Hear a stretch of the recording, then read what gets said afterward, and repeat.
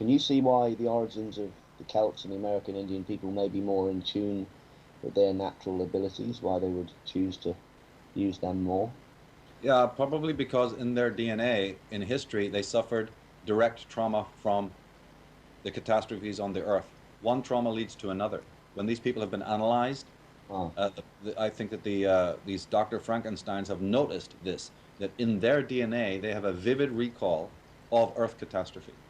This was because remember, if you really study the subject as I've done, you will find out that it was the Northwest. And of course, this includes Greenland, Iceland, all of Britain, and the Nordic countries. And you can see the evidence in your own eyes if you go to Argyllshire and you go to northern Scotland. The devastation was so immense. I mean, it was just literally like taking a sheet and shaking it.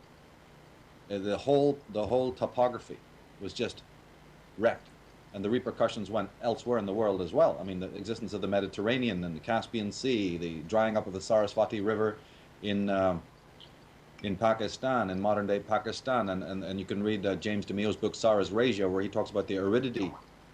He's into that. The earth was shattered, and certain indigenous people, especially those people who originally had a very strong connection to the land, i.e., the Native American Indian shaman, and also the Druids and the Celts of Ireland. These people had a very deep religious, spiritual connection to the land. Therefore, right. the trauma that happened, and remember, I emphasize that this trauma is not that long ago historically.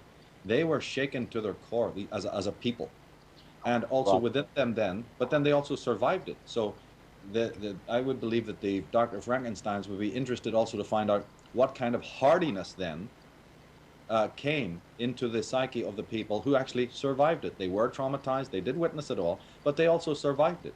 And this would intrigue them to find out exactly how that came about. Is this a very hardy stock? How were they, what's been their particular way Yeah. of resisting this type of trauma and so on? So it would make an interesting study for them. So trauma, you believe trauma can be manifest itself in the very DNA of Oh, generation? yeah, because when we say DNA, all we're really talking about is race memory. We are actually talking about consciousness. DNA is just a manifestation of consciousness. I know that the way they've been presenting it since the early days makes it look the reverse. The DNA is some sort of machine-like, patterned, fixed. Well, yeah, Lo- because you think of the flesh and the mind being separate. yes, and any type of morphing that they do allow biologically, they'll just say as a Darwinian morphing, sort of a survival of the fittest stroke, a responding to the environment. They will admit that the DNA changes over time, but it's a strictly materialistic Darwinian uh, chronology thing tied to worldly chronology in a very rigid way. Actually, of course, the DNA changes vastly, and just like the cells do, it changes intelligently. It changes in much shorter periods of time than any of these Darwinists will allow for, and it also changes according to fluctuations in consciousness. This is what they'll never allow for. They know all of this, but that will never be released to the public. It has been released through some of these alternative people, the Greg Bradens, the Bruce Liptons, and many others. Certainly Arthur Koestler also spoke about it in his fantastic work. Certainly the holographic theorists started to realize that this in fact was the case, but largely it's gone by the wayside.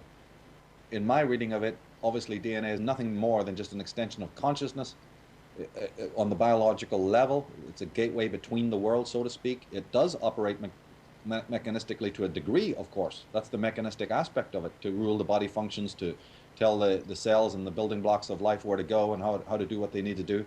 But there's this other side, you see, that they will never ever speak about, in which it's it's the same old Cartesian nonsense about how does God work with the world? How does mind work with body? They're still there. They still cannot understand what the connections are because they see two things where there's one thing.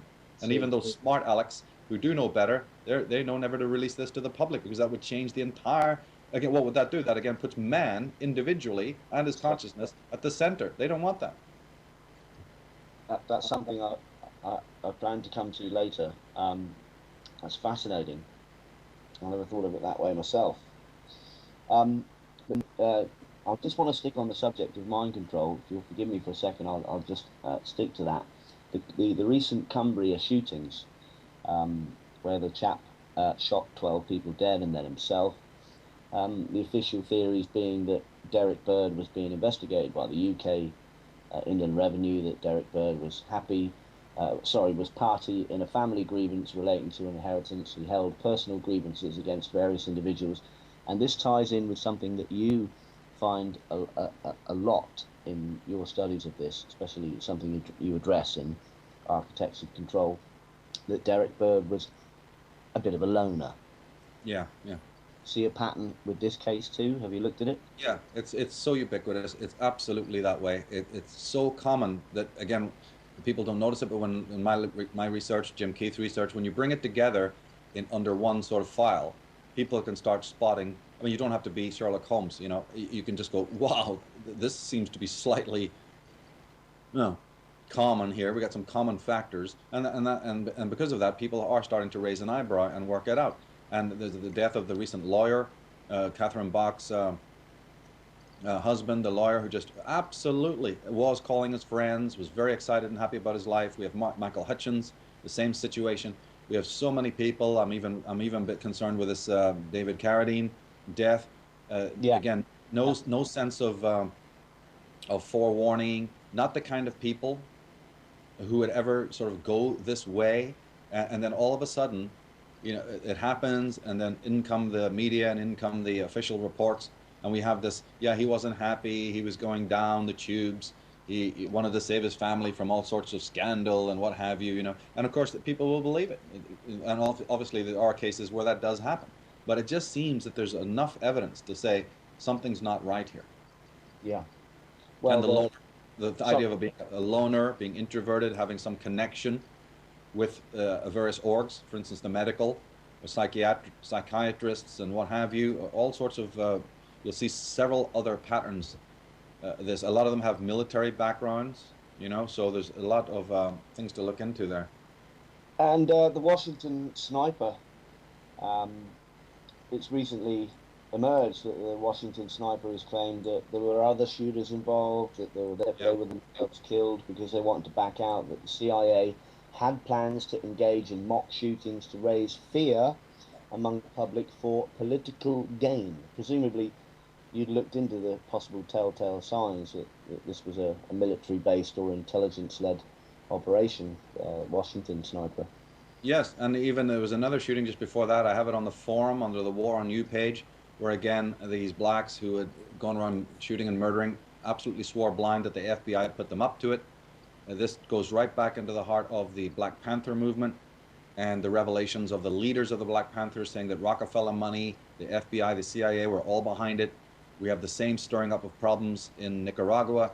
You see, this is a worldwide methodology first of all, you can use it to take out any potential opponents that you don't like in covert operations, but you can also then imply that we're the good guys, we're the guys on the white horses coming in to stop all of this.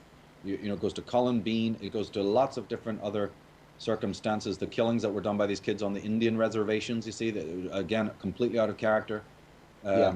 Very, very strange kind of behavior. And to me, after you've studied this for long enough, you always want to bookmark it as saying, yeah, there's something weird going on there, you know. Well, getting back, you mentioned the reservations, the American Indian people. We do have an American Indian lady that does Saturday nights, Walking Turtle, on TNS radio, and she just put in the chat there that, getting back to what we were saying about the choosing of Celtic people and American Indian people for these projects and why, and she meant, and I quote, she says here tonight, "I think this was simply the love we have for the land. The connection is still strong, even though our culture has been subjugated to religions to a large extent. We still hold the connection." Right. That's basically the point I was making. Exactly. It's something to do with an inherent spirituality, an inherent rapport with the earth that the controllers don't have, and so they're interested to find out what that's all about, and what it means, and why it causes people to do the things that they do. You see, so because remember they have a hierarchical model. The people that you're speaking about had a holarchic model, and this is something that is of a complete mystery. to those who've given themselves over to a hierarchical model. But it doesn't mean that they can't study it. It doesn't mean that they can't probe and try to find out what it's all about, and that's what they've been doing.